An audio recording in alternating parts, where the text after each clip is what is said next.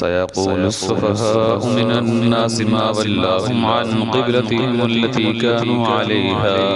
قل لله المشرق والمغرب يهدي من يشاء إلى صراط مستقيم وكذلك جعلناكم أمة وسطا لتكونوا شهداء على الناس ويكون الرسول عليكم شهيدا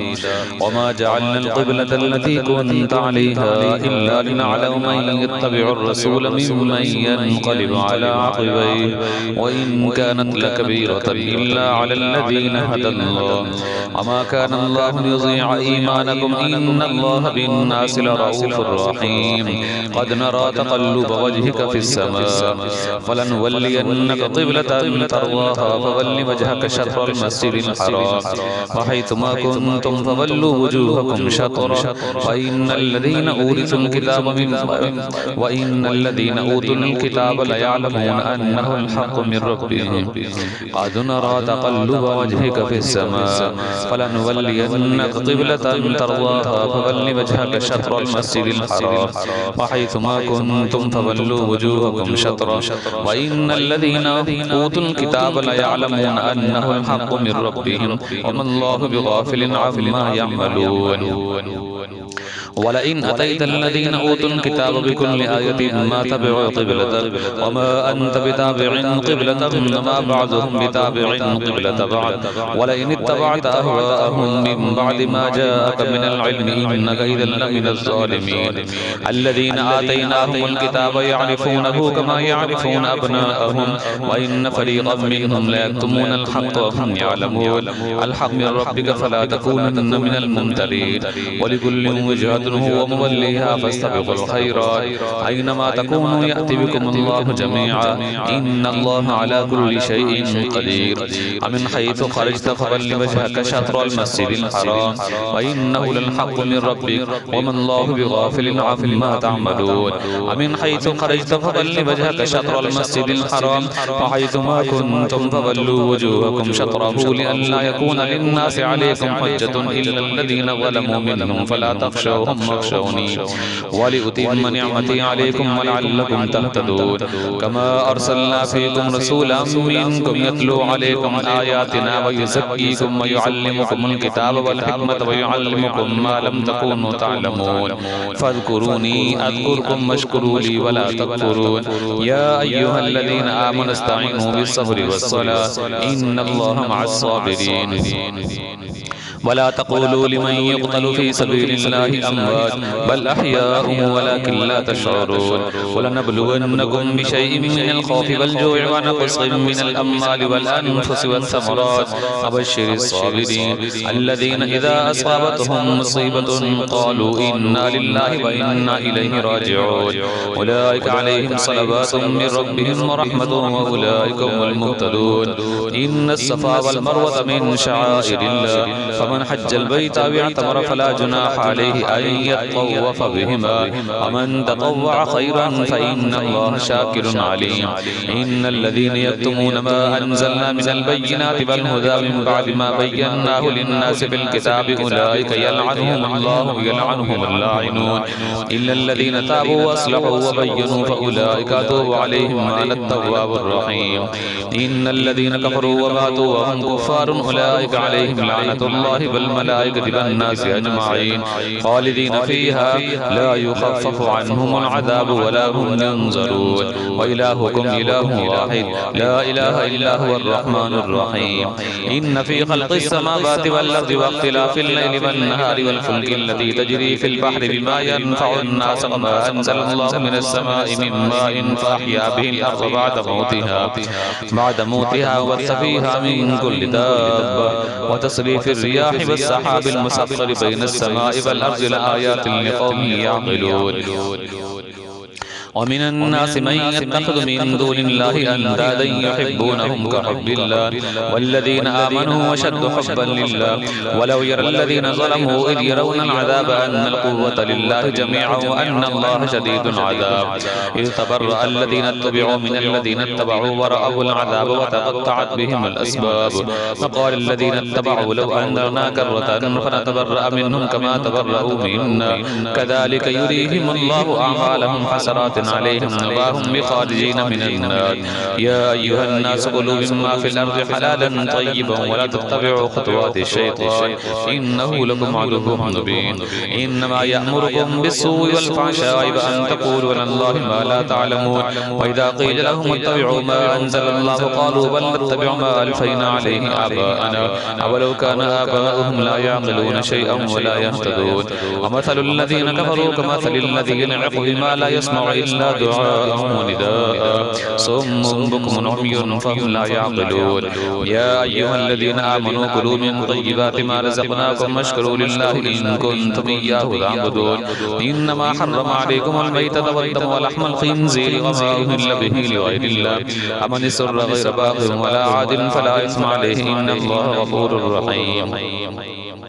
إن الذين يكتمون ما أنزل الله من الكتاب ويشترون به ثمنا قليلا أولئك ما يأكلون في بطونهم إلا النار ولا يكلمهم الله يوم القيامة ولا يزكيهم ولهم عذاب أليم أولئك الذين اشتروا الضلالة بالهدى والعذاب بالمغفرة وما أصبرهم على النار ذلك بأن الله نزل الكتاب بالحق وإن الذين اختلفوا في الكتاب لفي شقاق بعيد ليس البر أن تولوا وجوهكم قبل المشرق والمغرب ولكن البر من آمن بالله واليوم الآخر والملائكة والكتاب والنبيين وآتى المال على حبه ذوي القربى واليتامى والمساكين وابن السبيل والسائلين وفي الرقاب وأقام الصلاة وآتى الزكاة والموفون بعهدهم إذا عاهدوا والصابرين في البأساء والضراء وحين البأس أولئك الذين صدقوا وأولئك هم المتقون يا أيها الذين آمنوا كتب عليكم القصاص في القتل الحر بالحر والعبد بالعبد والأنثى بالأنثى فمن عفي له من أخيه شيء فاتباع بالمعروف وأداء إليه بإحسان ذلك تخفيف من ربكم ورحمة ومن اعتدى بعد ذلك فله عذاب أليم ولكم في القصاص حياة يا أولي الألباب لعلكم تتقون كتب عليكم إذا حضر أحدكم الموت إن ترك خيرا الوصية للوالدين والأقربين بالمعروف حقا على المتقين ومن بدله بعدما سمعه فإنما إثمه الذين يبدلون إن الله سميع عليم فمن خاف من موص جنفا أو إثما فأصلح بينهم فلا إثم عليه إن الله غفور رحيم يا أيها الذين آمنوا كتب عليكم الصيام كما كتب على الذين من قبلكم لعلكم تتقون أياما معدودات فمن كان منكم مريضا أو على سفر فعدة من أيام أخر وعلى الذين يطيقونه فدية طعام مسكين فمن تطوع خيرا فهو خير له وأن تصوموا خير لكم إن كنتم تعلمون شهر رمضان الذي أنزل فيه القرآن هدى للناس وبينات من الهدى والفرقان فمن شهد منكم الشهر فليصم ومن كان مريضا أو على سفر فعدة من أيام أخر يريد الله بكم اليسر ولا يريد بكم العسر ولتكملوا العدة ولتكبروا الله على ما هداكم ولعلكم تشكرون وإذا سألك عبادي عني فإني قريب أجيب دعوة الداعي إذا دعاني فليستجيبوا لي وليؤمنوا بي لعلهم يرشدون أحل لكم ليلة الصيام الرفث إلى نسائكم هن لباس لكم أنتم لباس لهن علم الله أنكم كنتم تختانون أنفسكم فتاب عليكم وعفى عنكم فالآن باشروهن وابتغوا ما كتب الله لكم وكلوا واشربوا حتى يتبين لكم الخيط الأبيض من الخيط الأسود من الفجر ثم أتموا الصيام إلى الليل ولا تباشروهن وأنتم عاكفون في المساجد تلك حدود الله فلا تقربوها كذلك يبين الله آياته للناس لعلهم يتقون ولا تأكلوا أموالكم بينكم بالباطل وتدلوا بها للحكام لتأكلوا فريقا من أموال الناس بالإثم وأنتم تعلمون يسألونك عن الأهلة وهي مواقيت للناس والحج وليس البر بأن تأتوا البيوت من ظهورها ولكن البر من اتقى وأتوا البيوت من أبوابها واتقوا الله لعلكم تفلحون وقاتلوا في سبيل الله الذين يقاتلونكم ولا تعتدوا إن الله لا يحب المعتدين وقتلوهم حيث ثقفتموهم أخرجوهم من حيث أخرجوكم الفتنة أشد من القتل ولا تقاتلوهم عند المسجد الحرام حتى يقاتلوكم فيه فإن قاتلوكم فاقتلوهم كذلك جزاء الكافرين فإن انتهوا فإن الله غفور رحيم وقاتلوهم حتى لا تكون فتنة ويكون الدين لله فإن انتهوا فلا عدوان إلا على الظالمين الشهر الحرام بالشهر الحرام والحرمات قصاص ومن اعتدى عليكم فاعتدوا عليه مثل ما اعتدى عليكم واتقوا الله واعلموا أن الله مع المتقين وأنفقوا في سبيل الله ولا تلقوا بأيديكم من التهلكة وأحسنوا إن الله يحب المحسنين وأتموا الحج والعمرة لله فإن أحصرتم فما استيسر من الهدي ولا تحلقوا رؤوسكم حتى يبلغ الهدي محله ومن كان منكم مريضا أو به أذى من رأسه وفدية من صيام أو صدقة أو نسك فإذا أمنتم فمن تمتع بالعمرة للحج وما استيسر من الهدي فمن لم يجد فصيام 3 أيام في الحج و7 إذا رجعتم تلك 10 كاملة ذلك لمن لم يكن أهله حاضر المسجد الحرام واتقوا الله واعلموا أن الله شديد العقاب الحج أشهر معلومات فمن فرض فيهن الحج فلا رفث ولا فسوق ولا جدال في الحج وما تفعلوا من خير يعلمه الله وتزودوا فإن خير الزاد التقوى فاتقون يا أولي الألباب ليس عليكم جناح أن تبتغوا فضلا من ربكم فإذا أفضتم من عرفات فاذكروا الله عند المشعر الحرام واذكروه كما هداكم إن كنتم من قبله لمن الضالين ثم أفيضوا من حيث أفاض الناس واستغفروا الله إن الله غفور الرحيم فإذا قضيتم مناسككم فاذكروا الله كذكركم آباءكم أو أشد ذكرا فمن الناس من يقول ربنا آتنا في الدنيا وما له في الآخرة من خلاق ومنهم من يقول ربنا آتنا في الدنيا حسنة وفي الآخرة حسنة وقنا عذاب النار أولئك لهم نصيب مما كسبوا والله سريع الحساب واذكروا الله في أيام معدودات فمن تعجل في يومين فلا إثم عليه ومن تأخر فلا إثم عليه لمن اتقى واتقوا الله واعلموا أنكم إليه تحشرون ومن الناس من يعجب قوله في الحياة الدنيا ويشهد الله على ما في قلبه وهو رد الخصام وإذا تولى سعى في الأرض ليفسد فيها ويهلك الحرث والنسل والله لا يحب الفساد وإذا قيل له اتق الله أخذته العزة بالإثم فحسبه جهنم ولبئس المهاد ومن الناس من يشري نفسه ابتغاء مرضات الله والله رؤوف بالعباد يا أيها الذين آمنوا ادخلوا في السلم كافة ولا تتبعوا خطوات الشيطان إنه لكم عدو مبين فإن زللتم من بعد ما جاءتكم البينات فاعلموا أن الله عزيز حكيم هل ينظرون إلا أن يأتيهم الله في غلل من الغمام والملائكة وقضي الأمر وإلى الله ترجع الأمور سل بني إسرائيل كم آتيناهم من آية بينة ومن يبدل نعمة الله من بعد ما جاءته فإن الله شديد العقاب زين للذين كفروا الحياة الدنيا ويسقون من الذين آمنوا والذين اتقوا فوقهم يوم القيامة والله يرزق من يشاء بغير حساب كان الناس أمة واحدة فبعث الله النبيين وبشرين ومنذرين فأنزل معهم الكتاب بالحق ليحكم بين الناس فيما اختلفوا فيه وما اختلف فيه إلا الذين أوتوه من بعد ما جاءتهم البينات بغيا بينهم فهدى الله الذين آمنوا لما اختلفوا فيه من الحق بإذنه والله يهدي من يشاء إلى صراط مستقيم أم حسبتم أن تدخلوا الجنة ولما يأتكم مثل الذين خلوا من قبلكم مستهم البأساء والضراء وزلزلوا حتى يقول الرسول والذين آمنوا معه متى نصر الله ألا إن نصر الله قريب يسألونك ماذا ينفقون قل ما أنفقتم من خير فللوالدين والأقربين واليتامى والمساكين وابن السبيل وما تفعلوا من خير فإن الله به عليم كتب عليكم القتال وهو كره لكم عسى أن تكرهوا شيئا وهو خير لكم وعسى أن تحبوا شيئا وهو شر لكم والله يعلم أنتم لا تعلمون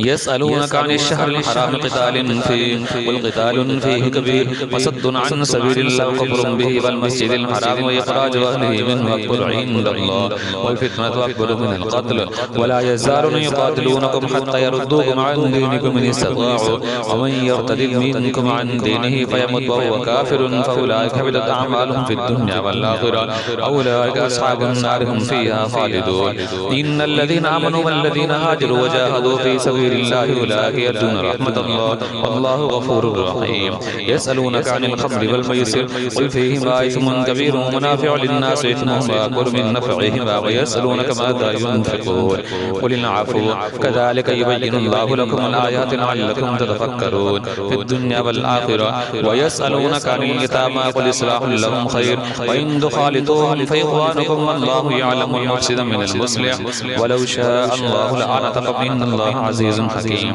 ولا تنكحوا المشركات حتى يؤمن ولأمة مؤمنة خير من مشركة ولو أعجبتكم ولا تنكحوا المشركين حتى يؤمنوا ولعبد مؤمن خير من مشرك ولو أعجبكم أولئك يدعون إلى النار فالله يدعو إلى الجنة والمغفرة بإذنه ويبين آياته للناس لعلهم يتذكرون ويسألونك عن المحيض قل هو أذى فاعتزلوا النساء في المحيض ولا تقربوهن حتى يطهرن فإذا تطهرن فأتوهن من حيث أمركم الله إن الله يحب التوابين ويحب المتطهرين نساؤكم حرث لكم فأتوا حرثكم أن شئتم وقدموا لأنفسكم واتقوا الله واعلموا أنكم ملاقوه وبشر المؤمنين ولا تجعلوا الله عرضة لأيمانكم أن تبروا وتتقوا وتصلحوا بين الناس والله سميع عليم لا يؤاخذكم الله باللغو في أيمانكم ولكن يؤاخذكم بما كسبت قلوبكم والله غفور حليم للذين يؤلون من نسائهم تربص 4 أشهر فإن فاءوا فإن الله غفور رحيم وإن عزموا الطلاق فإن الله سميع عليم والمطلقات يتربصن بأنفسهن 3 قروء ولا يحل لهن يكتمن ما خلق الله في أرحامهن إن كن يؤمن بالله واليوم الآخر وبعولتهن حق بردهن في ذلك إن أرادوا إصلاحا ولهن مثل الذي عليهن بالمعروف وللرجال عليهن درجة والله عزيز حكيم الطلاق مرتان فإمساك بمعروف وتصريح بإحسان ولا يحل لكم أن تأخذوا مما آتيتموهن شيئا إلا أن يخافا أن لا يقيما حدود الله فإن خفتم أن لا يقيما حدود الله فلا جناح عليهما فيما افتدت به تلك حدود الله فلا تعتدوها ومن يتعد حدود الله فأولئك هم الظالمون فإن طلقها فلا تحل له من بعد حتى تنكح زوجا غيره فإن طلقها فلا جناح عليهما أن يتراجعا إن ظنا أن يقيما حدود الله وتلك حدود الله يبينها لقوم يعلمون وإذا طلقتم النساء فبلغن أجلهن فأمسكوهن بمعروف أو سرحوهن بمعروف ولا تمسكوهن ضرارا لتعتدوا ومن يفعل ذلك فقد ظلم نفسه ولا تتخذوا آيات الله هزوا واذكروا نعمة الله عليكم وما أنزل عليكم من الكتاب والحكمة يعظكم به واتقوا الله واعلموا أن الله بكل شيء عليم وإذا طلقتم النساء فبلغن أجلهن فلا تعزلوهن أن ينكحن أزواجهن إذا تراضوا بينهم بالمعروف ذلك يوعظ به من كان منكم يؤمن بالله واليوم الآخر ذلكم أزكى لكم وأطهر والله يعلم وأنتم لا تعلمون والوالدات يرضعن أولادهن حولين كاملين لمن أراد أن يتم الرضاعة وعلى المولود له رزقهن وكسوتهن بالمعروف لا تكلف نفس إلا وسعها لا تضار والدة بولدها ولا مولود له بولده بعد الوارث مثل ذلك فإن أرادا فصالا عن تراض منهما وتشاور فلا جناح عليهما وإن أردتم أن تسترضعوا أولادكم فلا جناح عليكم إذا سلمتم ما آتيتم بالمعروف واتقوا الله واعلموا أن الله بما تعملون بصير والذين يتوفون منكم يذرون أزواجا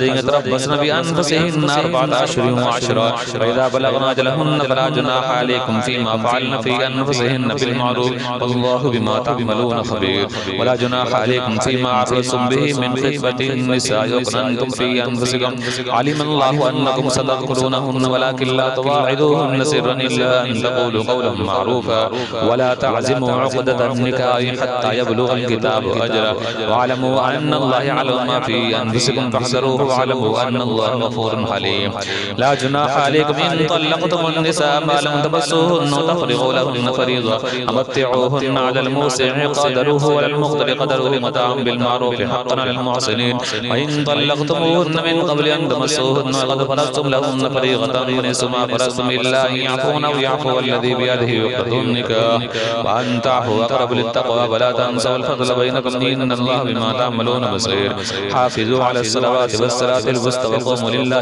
قانتين فإن خفتم فرجالا أو ركبانا فإذا أمنتم فاذكروا الله كما علمكم ما لم تكونوا تعلمون والذين يتوفون منكم ويذرون أزواجا وصية لأزواجهم متاعا إلى الحول غير إخراج فإن خرجنا فلا جناح عليكم فيما فعلن في أنفسهن بالمعروف والله عزيز حكيم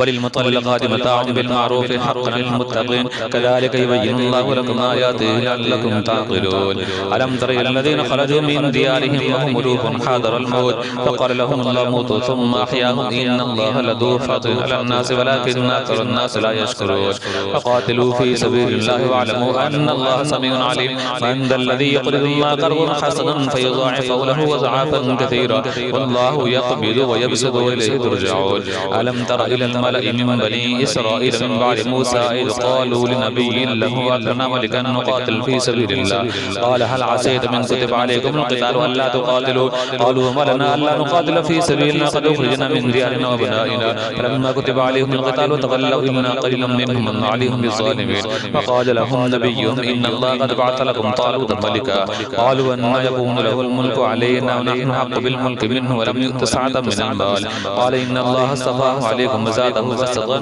في العلم والجسم والله يؤتي ملكه من يشاء والله واسع عليم وقال لهم نبيهم إن آية ملكه أن يأتيكم التابوت فيه سكينة من ربكم وبقية مما ترك آل موسى وآل هارون تحمله الملائكة إن في ذلك لآية لكم إن كنتم مؤمنين فلما فصل طالوت بالجنود قال إن الله مبتليكم بنهر من شرب منه فليس مني ومن لم يطعمه فإنه مني إلا من اغترف غرفة بيده فشربوا منه إلا قليلا منهم فلما جاوزه هو والذين آمنوا معه قالوا لا طاقة اليوم بجالوت وجنوده قال الذين يظنون أنهم ملاقو الله كم من فئة قليلة غلبت فئة كثيرة بإذن الله الله مع الصابرين ولما برزوا لجالوت وجنوده قالوا ربنا أفرغ علينا صبرا وثبت أقدامنا وانصرنا على القوم الكافرين فهزموهم بإذن الله وقتل داود جالوت فآتاه الله الملك والحكمة وعلمه مما يشاء لولا دفع الله الناس بعضهم ببعض لفسدت الأرض ولكن الله ذو فضل على العالمين تلك آيات ما نتلو عليك بالحق وإنك لمن المرسلين